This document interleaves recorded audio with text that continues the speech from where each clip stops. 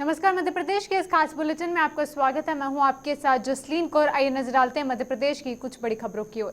रोजगार सहायक ग्राम पंचायत राजन सिंह यादव के विरुद्ध आय से अधिक संपत्ति अर्जन की शिकायत प्राप्त होने पर प्रकरण पंजीकृत कर विवेचना में लिया गया है। वहीं शिकायत के सत्यापन ने अनुक्रम से पता चला है कि राजन सिंह यादव रोजगार सहायक द्वारा अपने सेवा काल 2010 से वर्तमान तक की अवधि में वेतन से प्राप्त कुल आयु राशि 6,97,000 एवं अन्य श्रेणी सहित कुल आय राशि 97 लाख रुपए के सोपेश संपत्ति है। वहीं आरोपी राजन सिंह यादव की संपत्ति उसकी आय से कई गुना अधिक पाई गई है, जिस पर कार्रवाई की जा रही है। थोड़ा सा बाहर पैतृक संपत्ति है, 40 बीघा जमीन है। 3 भाई हैं इन लोग। पैतृक संपत्ति भी है इनके पास, जमीन है। ये नौकरी में आने के बाद इन्होंने लगभग 2.5 करोड़ संपत्ति अर्जित की, ऐसा कहना है आपका? बिल्कुल। और हमने अभी जांच, अभी हमको प्रथम दृष्टया ये प्रतीत हो रहा है। और अभी जो हम इनके घर की सर्च वर्च कर रहे हैं तो सोना भी काफ़ी मिला है और 1 लाख रुपए कैश नगद मिला हुआ है घर से। एक 4500 शायद 45 नहीं, वर्तमान में इनकी 9,000 पेमेंट है। 9,000 पेमेंट पाने वाले के घर में 1 लाख रुपए कैश, एक नहीं 1.25 लाख के आसपास है।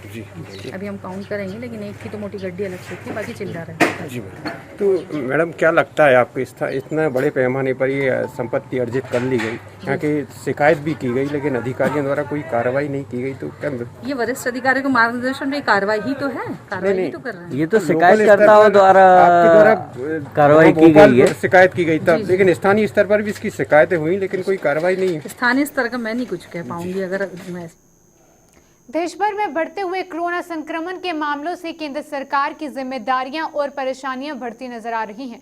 वहीं ग्वालियर शहर में लगातार प्रशासन के अधिकारी सड़कों पर उतरकर कोरोना संक्रमण को रोकने के लिए जमीनी सतह पर काम कर रहे हैं। वहीं ग्वालियर एसडीएम विनोद भार्गव ने बताया कि ग्वालियर की स्थिति प्रदेश में बाकी जिलों से बेहतर है, जिसे लगातार बेहतर बनाने के लिए ग्वालियर में धारा 144 लागू की गई है। और वहीं गत वर्ष कोरोना संक्रमण से परेशान हुई जनता की समस्याओं के समाधान के लिए प्रशासन अधिकारियों द्वारा अभी से जमीनी सतह पर गतिविधियां शुरू कर दी गई हैं। धार्मिक सांस्कृतिक आयोजनों के लिए भी व्यक्तियों की संख्या सीमित कर दी गई है। आज इस समय हम जो यहाँ हैं वो मास्क लगाना और सोशल डिस्टेंसिंग को जागरूकता करने के लिए जो माननीय मुख्यमंत्री जी का आह्वान है उस पर 2 मिनट सायरन ब्लो करके, और जो लोग इस प्रकार का उल्लंघन कर रहे हैं, मास्क नहीं लगा रहे हैं, सोशल डिस्टेंसिंग का पालन नहीं कर रहे हैं, गोले नहीं लगा रहे हैं, उन पर चालानी कार्रवाई कर रहे हैं। ये सायरन की प्रक्रिया के पर डे रहेगी या फिर 1 सप्ताह तक के लिए था ये सायरन का, तो ये शनिवार तक रहेगी। और कॉलोनियों में और ये सब्जी ठेलों वालों के ऊपर किस तरह से प्रतिबंध लगाया जाएगा, जिस तरह से फैलने की? चूँकि 144 है इसलिए सीआरपीसी के प्रावधान वहाँ भी लागू हैं। 4 से अधिक व्यक्तियों को एकत्रित नहीं होने दिया जाएगा।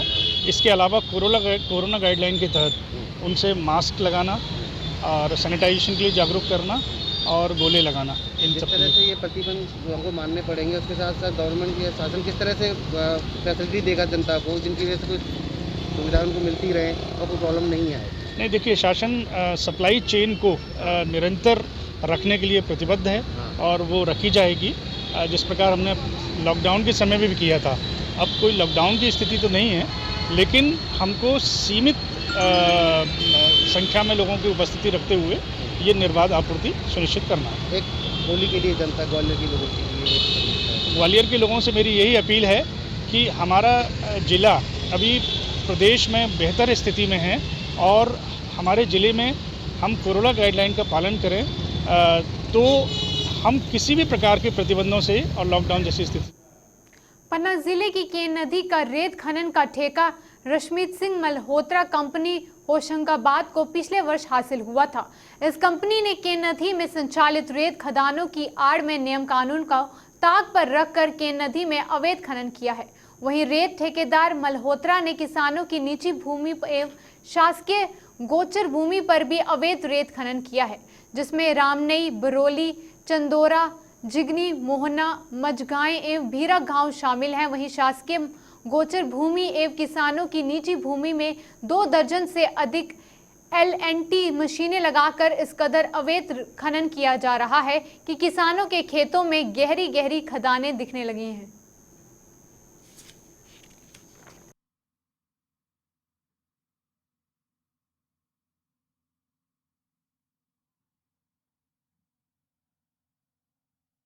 हमने ये शिकायत की कि हमारे यहाँ अवैध तरीके से अवैध उत्खनन किया जा रहा है और साथ साथ जो लोग उससे मना करता है तो साथ साथ धमकी दी जा रही है। तो सर इसमें निराकरण करें। और सर पानी प्रदूषण हो रहा है, कभी पानी नहीं डाला जा रहा, रास्तों में कभी पानी नहीं डाला जा रहा एक बूंद, और इसका कुछ ना कुछ निराकरण करें और कार्रवाई करें इनके पास। और सर एक वर्ष से अवैध उत्खनन कर रहे हैं तो इसके में भी कुछ ध्यान दिया जाए। अवैध उत्खनन कर रहे हैं, इसके पहले इनकी कोई लीज पास नहीं थी, ना कोई रिक्त खदान पास थी। अवैध उत्खनन जैसे बीरा, जिगनी, चंदौरा, उदयपुर, रामनई, मोहाना, अन्य जगह की खदानों पे खेतों में किया जा रहा है निजी भूमि से। जी हम सर निराकरण चाहते हैं कि इसके पक्ष में निराकरण हो और जो सत्य हो, सत्य और श्रमिकों को काम मिले। तो पर्यावरण विभाग से जो है इसकी जो है ना सुनवाई के लिए जो है ना निर्देश दिया गया जिला प्रशासन को। जिले के द्वारा जो है डेट नियत करके जो है ये कैंप रखे गए। इसमें जो है ये लोक सुनवाई कैंप में जो है ग्रामवासियों का पर्यावरण के संबंध में खदान चलने से जो है किस किस प्रकार के जो है पर्यावरण प्रदूषित होंगे, क्या दिक्कतें होंगी और उसके जो है ना क्या जो है ना निराकरण किए जाए, उसके संबंध में जो है ना इनके द्वारा कंसल्टेंट से अध्ययन कराया गया। कराने के उपरांत जो है ना जो चीज़ें जो है ना पाई गई, जैसे ध्वनि। भाजपा के समस्त पद अधिकारियों व जनप्रतिनिधि द्वारा प्रदेश सरकार के सफलतम 1 वर्ष पूर्ण होने पर सभी बड़े विकास कार्यों को लेकर विकास का नारियल फोड़ता अभियान चलाया गया। इस कार्यक्रम के तहत आज प्रासीय विधानसभा के भाजपा विधानसभा प्रभारी एवं पूर्व विधायक ताराचंद भावरिया द्वारा इस कार्यक्रम का शुभारंभ क्षेत्र की सबसे बड़ी जल प्रधान योजना प्रधान डैम से किया गया है। इस मौके पर भाजपा के वरिष्ठ नेता व कई कार्यकर्ता भी मौजूद रहे।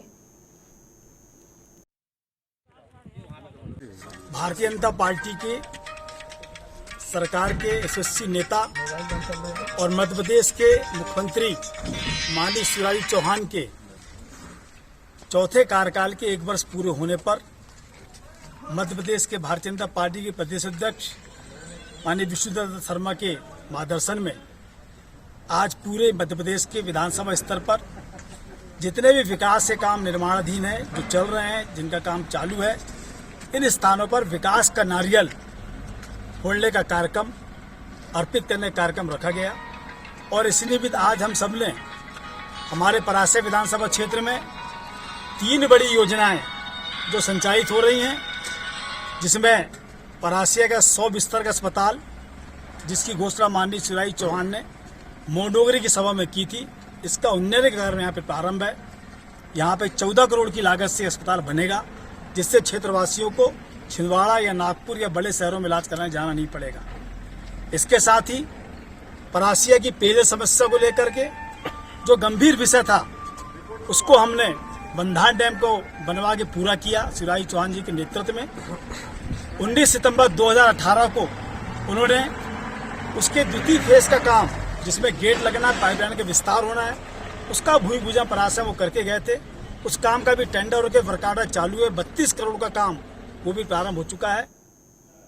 पन्ना जिले की सार्वजनिक वितरण प्रणाली हमेशा से ही चर्चा में रही है। वही कोरोना काल में 3 माह का फ्री राशन देने वाले विक्रेताओं पर प्रशासन द्वारा कड़ी कार्रवाई करते हुए हथकुरी, बोदा, उमरी तथा कोनी के विक्रेताओं पर कार्रवाई की गई है। कल बड़ी संख्या में हथकुरी गांव के लोगों ने पवई एसडीएम रचना शर्मा को ज्ञापन सौंपकर समिति प्रबंधक के कारनामों को रखा, जिस पर एसडीएम ने तत्काल एफआईआर दर्ज कराने के आदेश दिए। वही खाद्य अधिकारी पवई मेघा चंदेल का कहना था कि सभी लापरवाह विक्रेताओं पर सख्त कार्रवाई की जाएगी। 3 माह का फ्री वाला गल्ला नहीं दिया गया, वो खा लिया गया उनकी तरफ से। कहते रहे कि हम बाद में, अभी आया नहीं है, बाद में देंगे। कहने पे भी यही कहते रहे, अभी तुम्हारा गल्ला आया। किसने है, कौन है वो?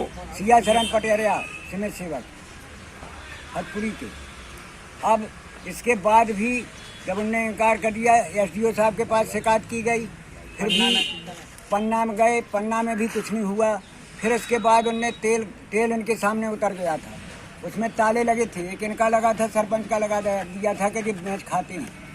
सरपंच के ताले को बड़ा ताला फंस गया, छोटा ताला तोड़ के उन्होंने अपना वाला और उसका तेल निकालने की कोशिश की। मोटरसाइकिल ले गए 2 गुम्मा और बस तेल निकालने के लिए ऊपर का ताला तोड़ दिया। जब ऊपर का ताला तोड़ा इतने में 11 बजे की बात थी। मेरा खरहान है वहाँ, मैं वहाँ गया तो मुझे आवाज़ आई। जब मैं दौड़ के गया तब ये लोग थ्रेसर में जा रहे थे, मैं चिल्लाया, तब ये लोग सब दौड़े 10-15-20 आदमी, तो इनने भाग दिया। अब भागवे का देख नहीं पाओ, सब कर रहो को है और मोटरसाइकिल मिली उनकी उठे। तो वह हम लोग सब एक ट्रैक्टर में भर के आए, यहीं उसी दिन रात की रिपोर्ट की। आज किस बात के लिए आए? आज इसलिए आए हैं कि सर वो गल्ला पड़ा है ना हमारा, उसका तो कुछ पता ही नहीं चलता कि क्या हुआ उसकी कार्रवाई। लेकिन मैं बांटने वाला कहा कि दूसरा बांटने वाला कर दें, उनकी हो जाएगा, बस होता कुछ नहीं है। हथपुरी दुकान में डिओड्रेंट विक्रेता थे, उनकी FIR हो चुकी है। प्रकरण विचाराधीन है और वहाँ की प्रशासक KP सिंह को SDM मैडम ने वितरण करवाने हेतु आदेशित किया है। और कल और परसों जो अनुष्का मनाया जाना है उसमें हथपुरी में। सिंगरौली जिले के कोतवाली थाना अंतर्गत कचनी ग्राम निवासी राम कैलाश साहू की पत्थर से सिर कुचलकर बड़ी बेरहमी से हत्या कर दी गई। वहीं अधीक्षक वीरेंद्र कुमार सिंह ने बताया कि मृतक की पहचान कचनी गांव के दीवा टोला निवासी के तौर पर हुई है। वहीं अधेड़ का शव आज सुबह गांव के ही तालाब से बरामद किया गया। वहीं आरोपियों की तलाश में कोतवाली पुलिस जुटी हुई है। वहीं पुलिस अधीक्षक वीरेंद्र सिंह ने बताया कि मृतक राम कैलाश साहू रात से घर से लापता था, लेकिन वापस घर नहीं पहुंचा और परिजनों ने उसकी तलाश में जुट गई थी, तो आज सुबह उसका शव मिला। वहीं राम कैलाश की हत्या की वजह का खुलासा नहीं अभी तक हो पाया है। पुलिस पारिवारिक रंजिश के साथ ही अन्य पहलुओं पर फिलहाल तफ्तीश कर रही है। आज सुबह कचनी गांव से सूचना मिली थी, राम कैलाश साहू, राम दसौटी के हैं ये, इनकी बॉडी मिली है और उसको पत्थर से कुचला गया है। सूचना पर पुलिस का पूरा बल स्पॉट पे गया हुआ था और घटना स्थल पूरा देखा है और इसके ये जानकारी मिली कि रात को इनने अपने दोस्तों के साथ में शराब पी थी और उसके बाद जो है मॉर्निंग में इनकी बॉडी मिली। प्रकरण में 302, 201 का मादरी का प्रकरण जो है पंजीकृत किया गया है और इसमें इन्वेस्टिगेशन किया। सर, इन मामलों को लेकर अभी 3 लोगों को पुलिस ने गिरफ्तार भी किया। सर, आखिर उन लोग संदेह के आधार पर उनसे पूछताछ की गई है, रक्षा में लेकर के पूछताछ कर रहे हैं और अभी जो है स्थिति जो है स्पष्ट नहीं हुई है, लेकिन जल्दी ही हम लोग इसमें कोई निष्कर्ष पर पहुँचेंगे। और राजगढ़ जिले के रेसाई पार्वती डैम के नजदीक श्यामपुर ब्लॉक की ग्राम पंचायत चांदवड़ का जब मीडिया टीम ने वहां पर दौरा किया तो ग्रामीणों ने बताया कि बरसों से चांदवड़ में रह रहे हैं और वहीं पटवारी द्वारा डैम में प्रभावित लोगों के मकान व जमीन का सर्वे प्रशासन द्वारा करवाया जा रहा है, मगर लोगों ने बताया कि प्रशासन द्वारा कोई नोटिस नहीं दिए गए हैं। वहीं प्रशासन द्वारा बताया गया कि आपके मकान सरकारी जमीन पर बने हुए हैं। वहीं उन लोगों का कहना है कि कम से कम 50 वर्ष से वहीं रह रहे हैं और अब उन लोगों के पास इन मकानों के अलावा गांव में अब और कोई मकान या फिर जमीन नहीं है और मजदूरी कर पेट का पालन कर रहे हैं। सर, वो घर के पास से पानी तो जा रहा है लेकिन हमारा घर डूब भी नहीं है। अगर जैसे बाई चांस कोई ज़्यादा बाढ़ आए, पानी आए तो हम तो मतलब संकट में ही हैं। तो आपके आसपास वाले मकान ले लिए क्या उन्होंने? हाँ, आसपास वाले ले लिए। आपके छोड़ दिए? हमारे छोड़ दिए, मतलब हमारा तो शौचालय तक भी डूब में नहीं है। अच्छा, यहाँ पानी आता है क्या? हाँ, यहाँ तक पानी है। वो हैंडपम्प से लेके तो ये लेटरिन के पीछे से पानी है और वो सामने वाले का आधे घर जा रहा है। मतलब हम तो संकट में ही है, ना तो हमारे पास जगह है, तो कम से कम हमें के तो घर के पैसे मिलने चाहिए या फिर जगह मिलनी चाहिए। छिंदवाड़ा कलेक्ट्रेट सभा कक्ष में कलेक्टर सौरभ कुमार सुमन एवं पुलिस अधीक्षक विवेक अग्रवाल की मौजूदगी में प्रेस वार्ता संपन्न की गई। वहीं इस प्रेस वार्ता में कलेक्टर द्वारा लॉकडाउन संबंधी महत्वपूर्ण निर्णय लिए गए और सभी लोगों से निवेदन किया गया कि नियमों का पालन करें, नहीं तो सख्ती बरती जाएगी। छिंदवाड़ा पुलिस सभी आमजन से अपील करती है कि कोरोना के संकट काल में अभी एक अच्छे नागरिक के रूप में नियमों का पालन करने की बहुत ज्यादा आवश्यकता है। बीते समय में हमने इस प्रकोप को पहले भी देखा हुआ है और छिंदवाड़ा की जनता ने जिस जिम्मेदारी के साथ अपने कर्तव्यों का निर्वहन किया है, नियमों का पालन किया है, उसी परिपाटी में पुनः हमें नियमों के प्रति जागरूक रहने की आवश्यकता है। विदिशा शहर और जिले भर में लगातार कोविड-19 संक्रमित मरीज मिलते जा रहे हैं और इसे देखते हुए गृह विभाग में सभी जगह नई गाइडलाइन जारी कर दी गई हैं। वहीं कलेक्टर डॉक्टर पंकज जैन ने बताया कि शहर और जिले में शादी समारोह, सार्वजनिक आयोजन, धार्मिक आयोजन और भीड़भाड़ वाले आयोजन में संख्या सीमित कर दी गई है। वहीं आमंत्रित यात्रा में भी 20 से ज्यादा व्यक्ति शामिल नहीं होंगे। वहीं होटल रेस्टोरेंट में बैठकर खाने की व्यवस्था भी बंद कर दी गई है और लोग खाना ले जाकर घर में खा सकते हैं। होटल और रेस्टोरेंटों में बैठकर खाने की व्यवस्था नहीं होगी और इसके अलावा भी विभिन्न धार्मिक संगठनों और धर्मगुरुओं से होली को लेकर भी चर्चा की जा रही है। जिले में कोविड के केसेस की संख्या में तेजी से जो बढ़ोतरी हो रही है और कल हमारे जिले में कोविड के 35 केसेस आए थे और राज्य शासन ने जो नवीनतम दिशा निर्देश जारी किए हैं, जो कि कल गृह विभाग से जारी हुए हैं, उसके अनुसार कार्रवाई यहाँ सुनिश्चित की जा रही है। जैसे कि जिम, रेस्टोरेंट इत्यादि बंद किए जा रहे हैं। रेस्टोरेंट में हालांकि टेक अवे की सुविधा रहेगी। इसके साथ ही शादी में अधिकतम 50 और शव यात्रा में अधिकतम 20 लोगों की अनुमति दी जा रही है। इसके संबंधित आदेश जो राज्य शासन ने जारी किए थे, उसके तारतम्य में जिला प्रशासन ने भी आदेश जारी कर दिए।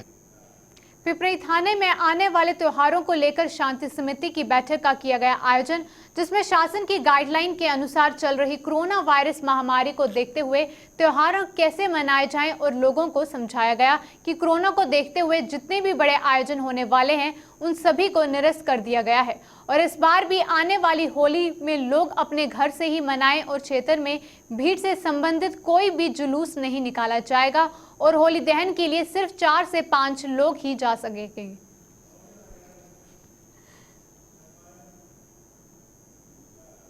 मध्य प्रदेश के इस खास बुलेटिन में बस इतना ही। देश और दुनिया की तमाम खबरों के लिए आप बने रहें JK24/7 न्यूज के साथ। नमस्कार।